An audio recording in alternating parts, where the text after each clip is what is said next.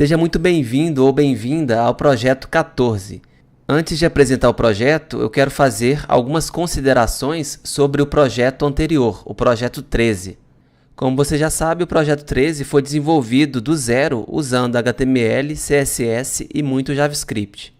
E nesse projeto a gente começou a componentizar a nossa interface para deixar o código mais organizado. Você desenvolveu o HTML e o CSS em um primeiro momento e depois começou a escrever o código JavaScript dentro de classes do novo JavaScript, que é o ECMAScript 6. Esse projeto 13 foi muito bom para você treinar o seu JavaScript, pois a gente precisou de fazer muita coisa na mão, né? Porque o HTML e o JavaScript, quando usados sozinhos, eles não são muito produtivos, né? Para a gente criar novos componentes de interface. Por isso eu quero mostrar aqui alguns problemas de arquitetura do projeto 13, porque a gente usou só HTML, CSS e JavaScript, e essas tecnologias elas não têm todos os recursos, né, para a gente criar os componentes da melhor forma possível.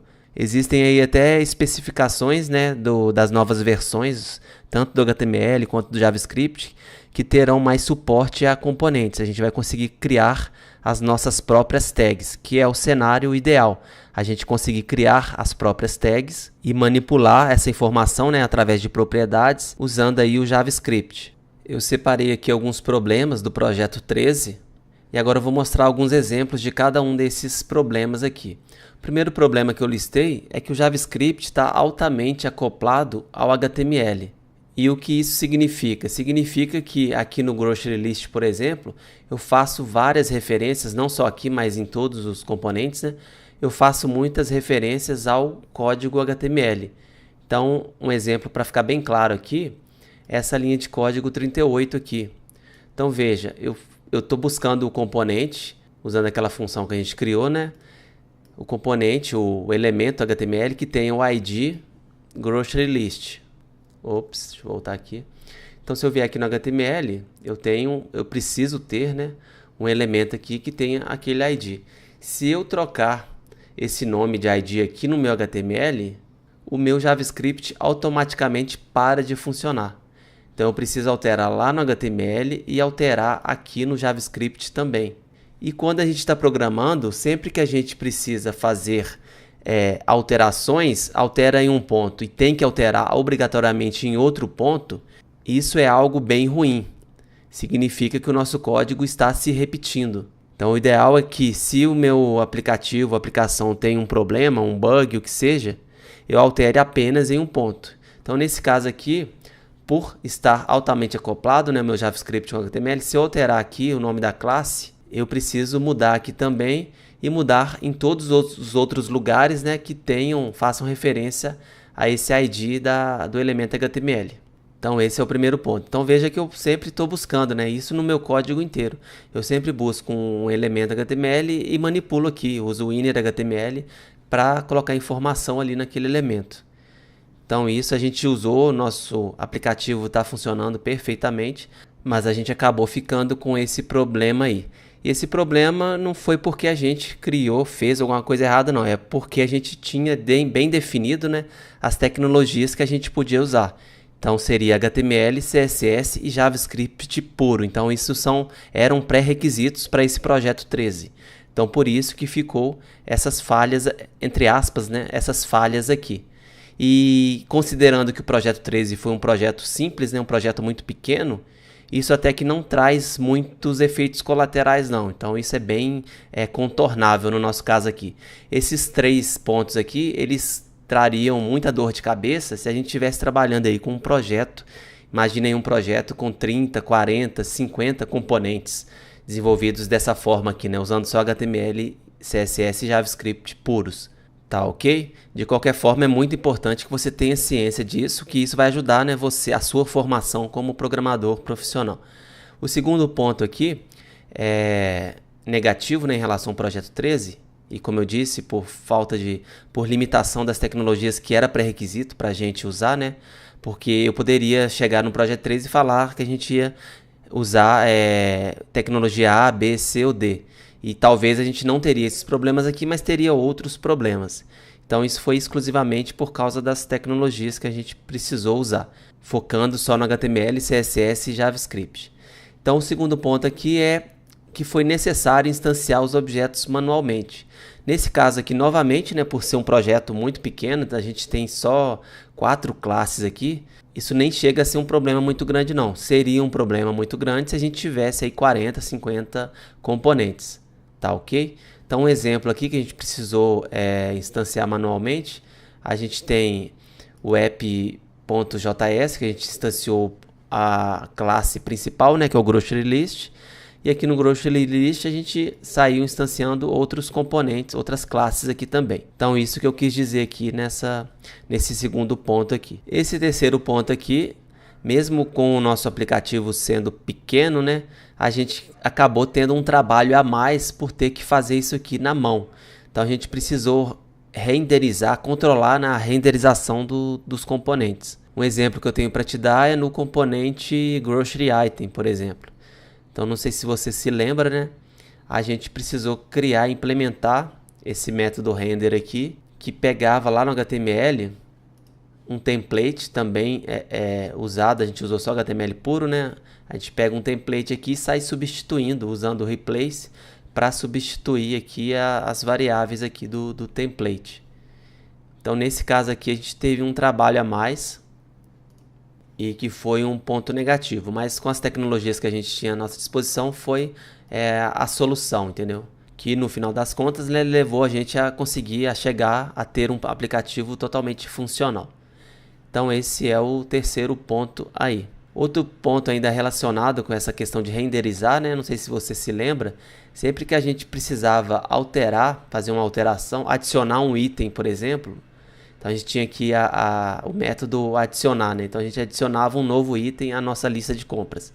A gente precisava vir aqui manualmente renderizar essa lista completa de itens, para que mostrasse, né, a lista já com um novo item. Então isso também, nesse caso aqui, sendo um aplicativo pequeno, não foi um problema, mas em um aplicativo maior, com mais registros, isso poderia deixar nossa aplicação lenta, porque a gente precisou renderizar a nossa lista completa, né, no caso. Então a gente precisou executar novamente, né, esse método aqui, e veja que a gente tem 2 loops aqui. Então a cada loop ele acessa ali, né, o nosso array de itens ali na memória e precisa fazer essa operação aqui, que acaba gerando um certo custo, né?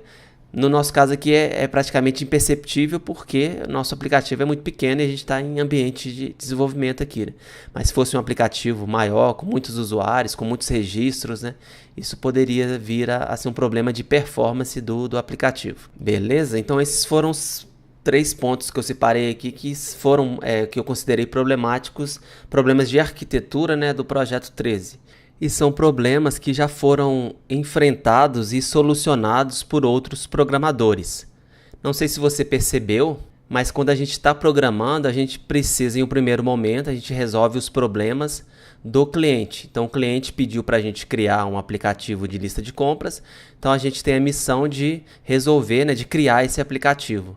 Só que durante o nosso trabalho de escrever código, a gente vai enfrentando problemas com a escrita do código. Então, às vezes a gente observa que a gente está reescrevendo o mesmo código várias vezes. Então, o que a gente faz? A gente pega esse código e coloca dentro de uma biblioteca, dentro de uma função separada, que é o que a gente fez aqui com o Utils, né? A gente criou, deixa eu abrir aqui no projeto 13, deixa eu te mostrar aqui. A gente criou o JavaScript Utils, que tem uma função que é aquela função para selecionar o elemento. Então a gente observou que a gente precisava usar muitas vezes, né, o Document Query Selector, e a gente definiu que seria mais simples a gente colocar só $1. Então essa foi uma solução que a gente encontrou aqui para resolver, para facilitar o nosso trabalho e deixar a gente assim mais produtivo. Da mesma forma, outros programadores do mundo inteiro, quando desenvolveram projetos muito maiores, né, do que a gente desenvolveu aqui, eles passaram por esses mesmos problemas aqui e criaram as suas próprias soluções. Os programadores do Google, por exemplo, eles tiveram a solução, né, para desenvolver interfaces de forma componentizada, né, com componentes. Eles criaram um framework chamado Angular, que eu até comentei no vídeo anterior. enquanto os programadores do Facebook, eles também resolveram esse problema, só que eles criaram uma outra biblioteca, no caso. Então, eles criaram o React.js, que eu também falei no vídeo anterior, no último vídeo do projeto anterior. E a gente, como programador, a gente precisa ficar atento a essas soluções de desenvolvedores de outras empresas e até de outros países, né? Eu pesquisei bastante, testei várias bibliotecas e as que eu mais gostei foram aquelas que eu falei. Então eu gostei muito do React, do Vue.js, do Angular não gostei muito, achei muito complicado. E algumas outras que eu nem cheguei a testar porque eram mais novas no mercado e pouco usadas. E eu acabei definindo, né, que para resolver esses problemas aqui, eu usaria o React.js, porque é uma biblioteca muito simples, criada pelo Facebook. Ela está com uma alta demanda por profissionais no mundo inteiro. Eu até separei aqui algumas vagas, só para você ter noção. Depois você acessa esse link aqui, né, para você ver mais algumas vagas. Tem essa que eu separei aqui, Front-End BR vagas. E eu vi que tem quase um padrão, que as empresas, muitas empresas, né, estão usando o React. Fora do Brasil, principalmente, o uso é muito maior, mas no Brasil também está bem forte o uso do React, por ser uma tecnologia já consolidada, né, e criada por uma grande empresa. Então a gente tem aí também o React Brasil Vagas, que também tem muitas vagas aqui, 12 abertas no momento, né, no Brasil inteiro. E isso é só para te exemplificar mesmo, só para mostrar alguns exemplos mesmo. Porque tem aí também esse site aqui, né, para vagas de trabalho remoto. Eu percebi que tem uma alta demanda, né, de trabalho remoto, trabalhar da sua casa, por projetos React, né, então eu até separei um filtro aqui. Então por isso que eu escolhi essa solução, né, no caso. E é o que a gente vai usar daqui para frente. A gente usou no projeto 3, a gente usou só HTML, CSS, JavaScript, perfeito. Serviu para a gente treinar bastante aí, você treinar, né, o seu JavaScript. Porém, chegou no momento que para a gente aumentar a produtividade de escrita de software, né, de interface, a gente precisa escolher uma biblioteca. E a que eu escolhi aqui para o Play Code Makers vai ser o React. E é por isso que o projeto 14 é exatamente isso. Você vai reescrever o projeto 13 usando a biblioteca React.js. E para isso você vai ter como referência, né, o site oficial, que é o reactjs.org, que é exatamente esse site aqui. E quando eu digo reescrever o projeto 13, significa reescrever a parte do JavaScript, né, que são os componentes escritos em JavaScript. Aquela parte que é o CSS e o HTML, que você estruturou esses componentes, é claro que você não precisa fazer de novo, você pode reaproveitar o que você já fez. E, inclusive, esse projeto 14 ele vai ter a mesma estrutura, você vai ter exatamente os mesmos arquivos. Você vai ter o grocery list, o grocery input item, o grocery update list, o grocery item. Então, até o nome dos componentes você pode usar exatamente o mesmo, até para facilitar o entendimento do React baseado no que você já aprendeu no projeto 13. Eu tenho certeza que você vai conseguir fazer comparações e perceber que no React, né, você vai escrever muito menos código. Beleza? Então esse aí é o desafio do projeto 14.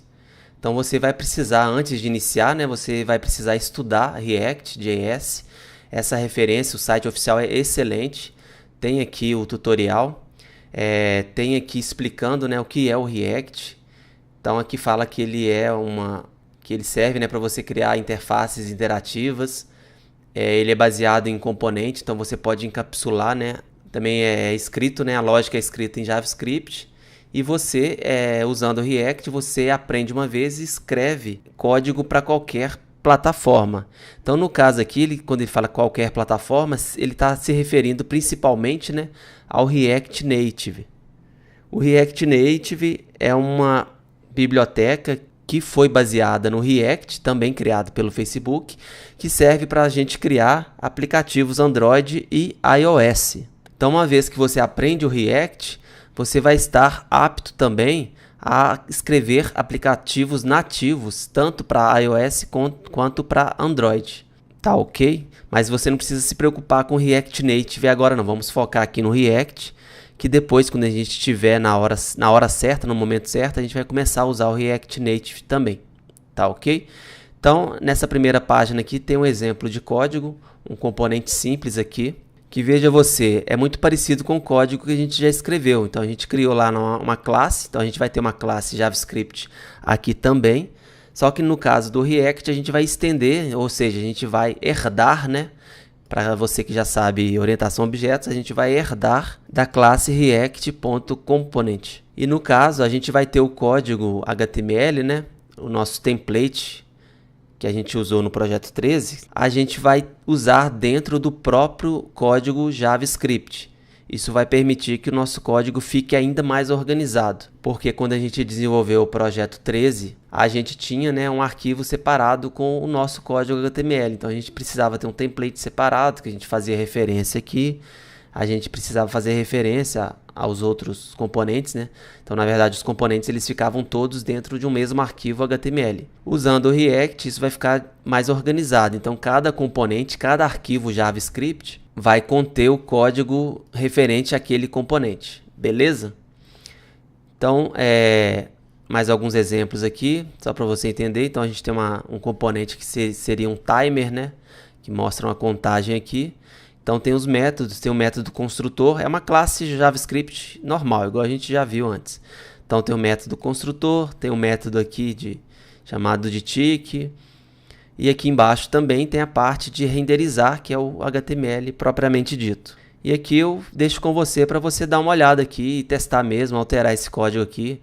A gente consegue, né, mudar, então esse to-do aqui eu consigo mudar aqui para teste, só para você entender que isso aqui é interativo, né? Então você pode ter o primeiro contato com o React, você pode ter nessa primeira página aqui, reactjs.org.